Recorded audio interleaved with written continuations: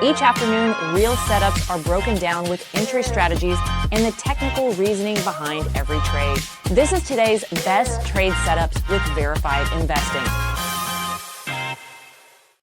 Welcome to today's best trade setups. My name is Benjamin Poole, head trader here at verifiedinvesting.com. What we have is the S&P 500 selling off a little bit with the price of U.S. oil heading higher. I have some key support and resistance levels for those two particular charts, and I have a lot of other charts that I'm going to go over with you as well. First one we're going to go over though is the S&P 500. So here's the SPY. What I have right now is this support level at $697.20. For me, this is where the support level is on the S&P 500. So this is where support or price action needs to get to. Now, that is a pretty substantial drop to the downside. That would be a $12.point move on the S&P 500. Those of you who are a little bit more aggressive do have this gap in the charts sitting at $708.42. And then for those of you a little bit more conservative and not waiting for my level, here is your next level support on the S&P 500 at $701.75. For me, my long level today is $697.20. U.S. oil, like I mentioned, is heading higher as the S&P 500 starts to sell off. $142.30 is where it got to in the pre-market. So this, now that we've had the substantial pullback, this is going to be a strong resistance level if we can get another surge to the upside or another push. What I would also be looking to do is dollar cost average all the way up to $143.98. This is where it's getting really interesting. If it does close above this on a 15-minute closing basis, I would look to stop out of the trade. However, look at how extended to the upside it is. It was $110. And then we had, over the last 8 days, this huge surge up. This was a 28% move on the price action of U.S. oil. This means that it's getting overly extended and it's due for a pretty significant pullback. Oracle, I have a good level right now. Oracle was starting to drop a little bit in the pre-market. It got down below 160 bucks. Now it's trading at $166.43. A couple different levels. I have a short level if we can get another surge to the upside at $172.96. On the long play, if we can break below this gap in the charts sitting at 163 bucks, I'm looking to go long at $155.59. Those of you who are a little bit more aggressive, you'll turn on the pre-market trading, and this is about where the price action got to. After this move to the upside, you're going to get some support around $158.75. So if you're a little bit more aggressive, that's the level to look for. I'm eyeing this 155.59 level in the trading day if we can get there by 3 o'clock. AMD is having this nice sell-off. I like to talk about key psychological levels. $350 was a key psychological level. And I was mentioning, not only did it break that upswing trend line and had this nice surge to the upside, we have to identify where the next level of resistance is if we've already broken out of our all-time highs. Now, AMD, for me, was a pierce of 350. Now we're getting a pretty substantial pullback. And so I do have a long level at $305.33 if we can drop a little bit more on the chart of AMD. 305.33 is that first gap in the charts that you could look to go long. The other place you can go long, you zoom out in the charts, pivot top here, secondary pivot here. If we can come back in, pierce $286.88. For those of you who are a little bit more conservative, even in the next few days, this is your long level on AMD.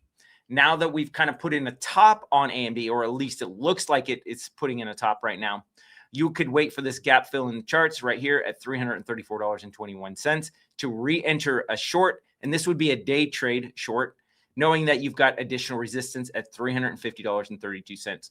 What I'm looking for is price action to get below this upswing trend line. Once it does that, it would have recaptured that upswing trend line to the downside, and then you're going to see a move all the way back down to about $258. That's a gap in the charts, as well as all this price consolidation. So I see AMD coming all the way back into here. One of the reasons that dollar cost averaging is so important, and that's why we do that here, you would have been as much as 20% out of the money. If you would have added at the 10% and then at the 20% mark, you would have been, your average price would be right here at about $320. So this gives you an option to remove part of your position off of the table and not only bringing your average price up, but now you've reduced your risk on the chart of AMD, and then you can wait for a bigger fall. Not only that, but if you've already reduced your position size, then you could actually wait for another push all the way back up to about $350 and add back to the position. So it's all about the maneuverability that dollar cost averaging gives you if you do it successfully. Eli Lilly, I'm still eyeing this previous red bar candle high at $858.13 for a day trade if we can drop a little bit more today. NVIDIA, I was mentioning day trade versus a swing trade. One of the reasons that I mentioned that this would be a swing trade level at $212.19 is the amount of money that I'm putting into it. If you would have gotten in to this on a day trade, you would have been significantly out of the money, and you would have had to dollar cost average in. And I know it doesn't seem like a lot, but when you're using $1 million, that's a $20,000 decrease in your portfolio if you got into this for a day trade and you stopped out at the end of the day. On a swing trade basis, we're starting with a much smaller position of our portfolio. And that's why this was okay for a swing trade, because of the percentage of the portfolio. What I'm looking for on NVIDIA, $206.88 is the price that we need to break below. You're going to have additional support at 203 and then 201.03. Once we can break this upswing trend line, as you can see, first hit, second hit, third hit, kissed it here, and now we get in a pullback. If we can break this upswing trend line, which the probabilities based on the amount of hits it's had dictate that we should break this level, that would be reducing or getting below this, basically the shelf where all this price consolidation happened. And then you're coming all the way back into about $185 on the chart of NVIDIA. AVGO, again, nice upswing trend line. We broke it yesterday. Finally, if we close below this low pivot right here, we'll confirm below this chart on AVGO. A couple different ways you can play it. You have this previous pivot top right here at $406.37. That could be your first entry point, a little bit more conservative. If we head back up to $418.06, that would be a little bit more conservative. And then on a technical basis, you could wait for a retrace of the scene of the crime, pick this up as a short at $430.75. Again, another reason that dollar cost averaging into the positions is really beneficial. On a day trade basis, $389.88 is that long level for a day trade. This is just an opening price of this green bar candle before this nice move to the upside. Now, if it does break below that on a 15-minute closing basis, I would consider stopping out. Unless, of course, you feel like dollar cost averaging every $3.50 to $4 into this gap in the charts at $380.76. For me, this is my long play today on a day trade. Maybe tomorrow, but we'll have to see how price opens up when the markets open tomorrow. Spotify, I do have a gap in the charts sitting at $414.84 that I'm still eyeing with an additional ad or a couple of different ads all the way down to $405.06. If it does close below that on a 15-minute closing basis, I would stop out of the trade. TXN didn't get up to the $300 level. I was mentioning, though, the $260 level would be my first entry price. And again, if you dollar cost averaged correctly and you added every 10%, you would be in the money. You would have been able to take half of it off the table, wait for a break below $275, and then your support level is going to be $260.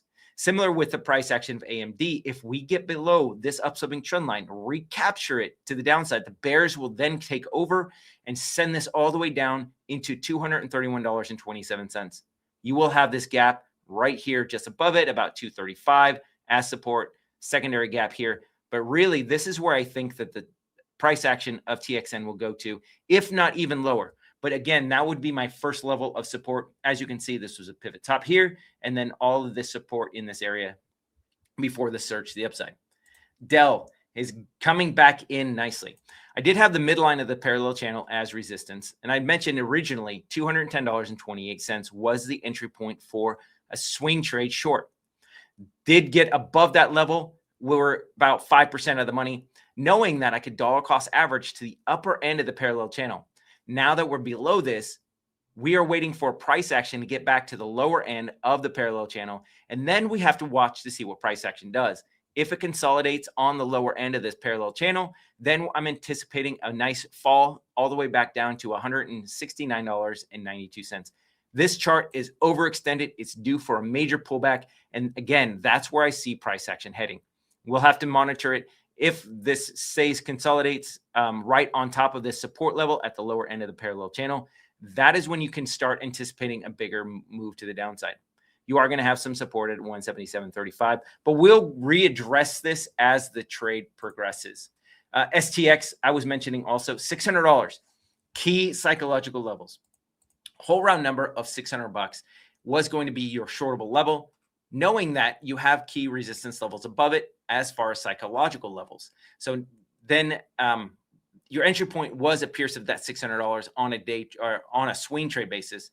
And again, we could have always dollar cost averaged every 10% higher or every 10% higher, knowing the next resistance is at 625 and then 650.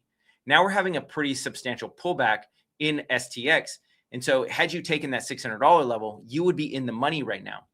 What I would recommend is taking a little bit off of the table, reducing your position size and waiting for another push to the upside if it happens.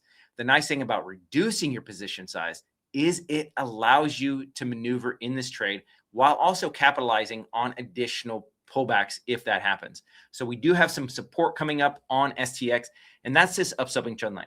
I'm going to show you where this comes from. STX, you have this pivot top here, secondary pivot, third hit, price got above, retraced to the scene of the crime before this extended move to the upside above $600. And this will be your support level at about $541.30. So you could be a little bit more patient and then take half of it off the table here or a third of it off the table. Really depends on your strategy. This is the level that I anticipate STX coming down to now that we've broken this upswing trend line, $468.85.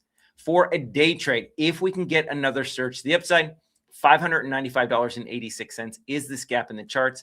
And it's a retrace to this broken down sloping trend line. So this is my entry point on STX for a short. I don't have any entry prices for a long play because we're so extended in the charts that I'm going to be a little bit more patient. SMH, similar thing. We pierced $500. One thing that I really love to see is these long-term upsloping trend lines. Here's a pivot low that goes back to the 25th of May or the 14th of May, 2025. Look at all this price consolidation underneath this upsloping trend line. Look at the separation. So your last hit was October 2025. Once price action gets above that, the bulls get on board and bid this to the upside, slightly closes above. And this signals to a lot of people, okay, now we've broken an upsloping trend line. See what's happened with AMD, see what's happened with STX. Now we're all of a sudden, we're going to jump on board or signal that it's now a bullish market. And then we get this pullback from the highs at 508. This is about a 5% pullback. Not a huge pullback, but still a decent pullback, enough to take some profits or at least a little bit. Or you could wait for another downside move to about $464.66. This is your gap in the charts. Once that level flushes, as you can see, there's not a ton of price action above that. Lower volume, which means that it indicates that price action should come into $423.41. This should be the start of a bigger move to the downside on the semiconductors. ARM is another great example of why we don't buy breakouts. If you would have bought on the breakout of $187.34, where do you take your profits? If you take your profits at 24%, awesome. That's great. I just don't have any levels that I would be interested in chasing this to. Yeah, you could have played out to this measured move of this inverse head and shoulders pattern to about $275.15. But for me, that's too aggressive. I actually like for price action to come back into a level before I go long. So my long level would be a retrace of the scene of the crime, which is $187.34. So for me, that is my long level for a day trade. If it does flush that level on a 15-minute closing basis, I would stop out and look for 175.49. As you can see, there's a gap in the charts on ARM, and that is where I'd go long for my second time on ARM if we can get a flush out today.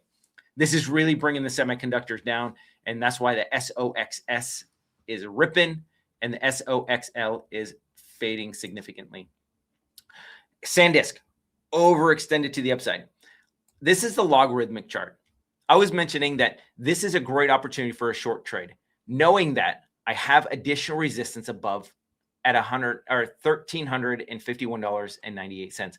Once we can get into the trade right here, even if we have to dollar cost average, with this overextended move, we are due for a pullback. Even if that takes a little bit of time, at least we can dollar cost average, maneuver through the trade, and take advantage of this overextended move instead of chasing it up. We want to get to where psychological levels are to ride this thing down, because like Sandisk's done in the past, we can drop 25, 30, or even 40% in a matter of a couple of days. And so I would rather be on the other side where I'm shorting it or taking advantage of the greed in the markets. Once that subsides, the fear really takes over, and that's how you get these big pullbacks. So that's what I have for you guys. Thank you so much for watching. Please make sure you're liking, you're following, subscribing, and sharing with those friends so that way they can get the same market information. Now I'm going to go ahead and go on to the verified investing extras. Go ahead and scan that QR code if you guys want additional charts on a daily basis covering commodities, stocks, market movers, and also crypto. So that's another opportunity for you guys to get additional charts by all of us pro traders in this office. And then last but not least, the Apex Live Day Trading Room is a great environment. If you guys are interested in learning how we trade on a daily basis for day trades, scan that QR code, get signed up. We'd love to have you there so you can make profits alongside of us. So that's what I have for you guys. We'll see you guys next time in the charts. Take care.